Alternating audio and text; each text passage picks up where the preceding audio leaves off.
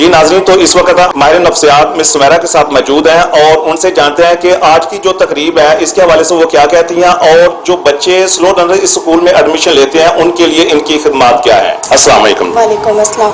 अच्छा, मुझे ये बताइए कि इसमें आप हमारे नफ्सियात का काम सर अंजाम दे रही हैं जी सर। और ये छोटे बच्चे हैं जो स्पेशल हैं, इनके लिए आपकी खिदमत क्या है? अच्छा सर, मैं सबसे पहले एक चीज़ क्लियर करना चाह रही हूँ कि ये बहुत एक आम तौर पर पब्लिक में इंप्रेशन पाया जाता है कि जो स्लो लर्नर्स बच्चे हैं ये स्पेशल होते हैं। बेसिकली ये नॉर्मल ही बच्चे होते हैं, लेकिन इनकी जो सीखने की जो ज़हनी इस्तात है वो इनके हम उम्र बच्चों की निस्बत बिलो एवरेज होती है।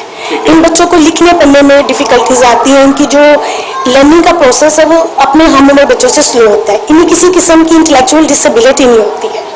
यानी कि ये डिसेबल बच्चे नहीं, ये बिल्कुल नॉर्मल बच्चे होते हैं। ठीक है। और ये बच्चे कौन से होते हैं, जनरल एजुकेशन में एजुकेशन के प्रोसेस को बहुत ज़्यादा स्ट्रगल कर रहे होते हैं, कोप अप करने की कोशिश करते हैं, लेकिन चूंकि वहाँ पे इन्हें बहुत ज़्यादा चैलेंजेस फेस करने पड़ते हैं, ये वहाँ पे कोप अप नहीं कर पाते। तो ये हमारे डिपार्टमेंट ने इन बच्चों की फेवर में एक ऐसा इंस्टीट्यूट बनाया है जहाँ इनको इनकी ज़हनी इस्तात के मुताबिक एजुकेशनल प्लान बना के दिए जाते हैं। अच्छा, आप इन बच्चों को क्या तरबियत देती हैं?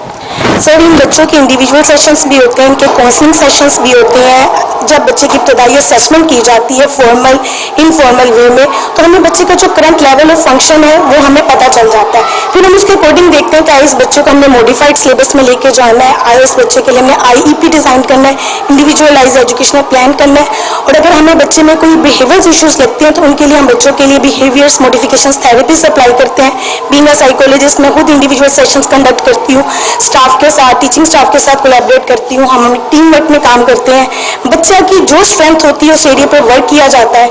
बच्चे की जो वीकनेसेस होती हैं उसको हम लोगों ने ओवरकम करने के लिए उन्हें डिफरेंट टीचिंग मेथोडोलॉजीज के जरिए उन्हें कोप अप करते हैं। इसका मतलब ये हुआ कि जैसे कोई भी बच्चा आता है वो सबसे